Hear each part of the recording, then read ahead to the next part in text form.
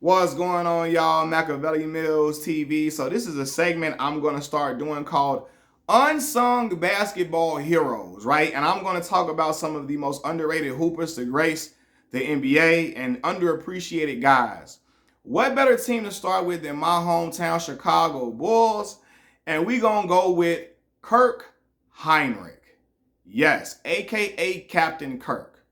Y'all, I remember in the '03 draft when the Bulls drafted him. I remember in that draft praying, hoping and praying that TJ Ford fell to our lap. Y'all know TJ Ford was a tough guard out of Texas. He went to the Pacers. He had spinal problems eventually, but TJ was nice. In college, TJ was the man. He can get any shot off. He could do any. I'm like, yo, this dude Swifty, got a handle on him, gets to any spot he want to get to on the court, can hit the jumper, can go through the lane with the. He wasn't a high flyer, but get the layups off the glass. I like TJ. We didn't get TJ. TJ didn't fall to us. We drafted Kirk Hinrich, and my first thought was, who the hell is this nerdy looking white dude? I'm like, yo, who is this dude, man? Why are we drafting him? What the hell? And, to me, it just always symbolized, yo, what the hell are the Bulls doing? What do we got going on, man? Like, yo, are you trying to just throw the draft away? Why would we draft this dude? That's what I remember thinking that and just being like, oh my God, couldn't believe it, right? So the season comes around, no, preseason comes around, and I'm seeing Kirk Hinrich ball. I'm like, oh, wait a minute. Oh, okay. All right. Whoa. Okay, hold on now. I like that, Kirk. I like that. I like that, brother. Right? And so he was showing nice flashes of like, I'm like, oh no, he nice. He nice. When the season came around, listen, man, Kirk Hinrich was my dog. I'm talking about defensive. Like, first of all, I ain't gonna go to the offense first. Defensively, Kirk was a tough defensive assignment. Like, I mean, not defensive assignment. He was a tough for an offensive player. Kirk guarding you, he was giving dudes hell. Even the most athletic players you ever seen. Dwayne Wade can attest to that. Kirk didn't go for them little ass shot fakes. None of that. He didn't bite on it. He was disciplined. He was hard nosed. He was tough as hell, right? And he was resilient. You can get a hard screen on him. He can get right back up trying to finish the play. All of that. He was a vocal leader. And he was a point guard for real, man. First season with the Bulls, he averaged 12 a game with 6.8 assists, almost 7 assists a game. Second year, 15.7 points a game, nearly 16 points with 6.4 assists a game. Next season after that, 15.9 points per game. Next season after that, 16.6 points a game, 11.5 points a game after that. Like, Kirk was consistent. He could shoot. He was a reliable free throw shooter for the most part.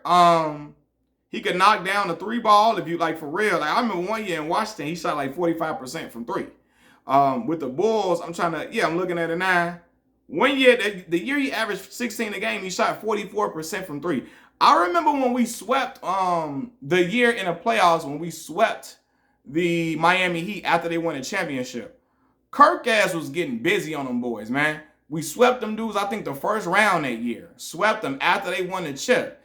And I remember Kirk hitting some deep threes in that series to give us leads, going to the cup, getting and ones. I'm telling you, man, dude was relentless, and you had to respect it, man.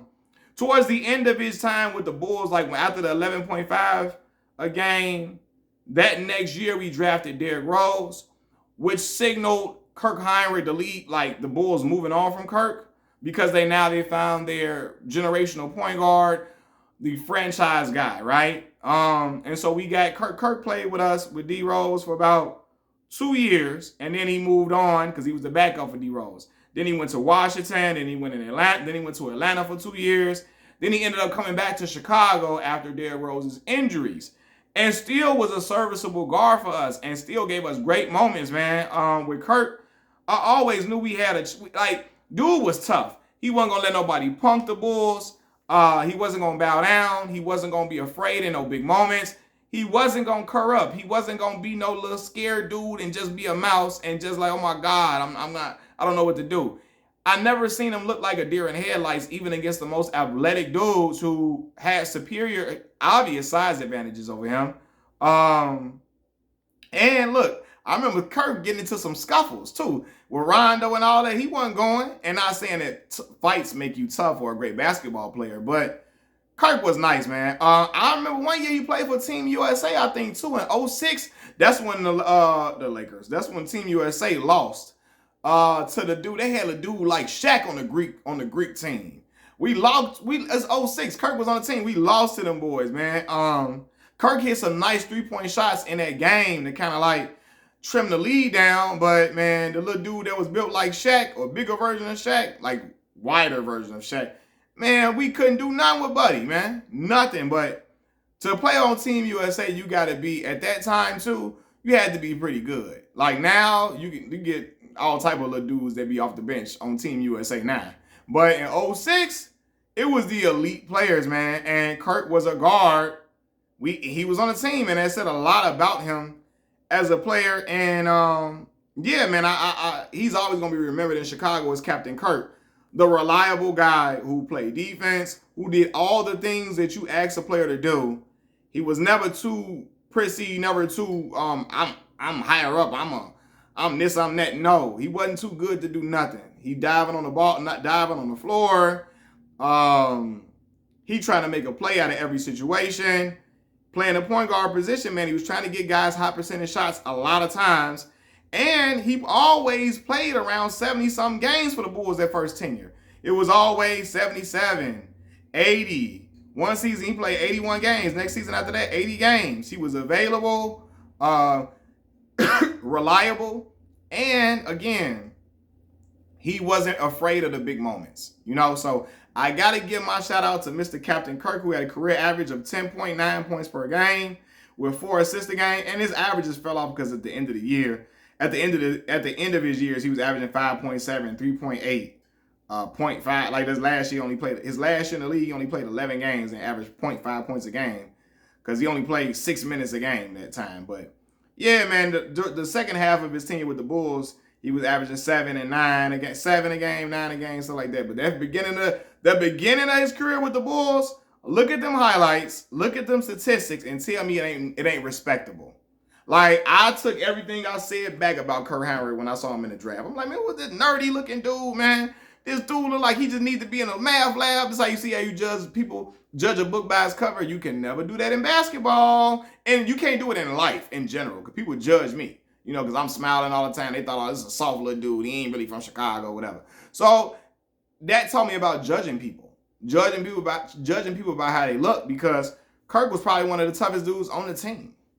Probably the toughest dude on the team at the time the Bulls was going, you know? Or one of them, for sure. Top 3, without question. So, and we always had tough teams under Scott Skiles.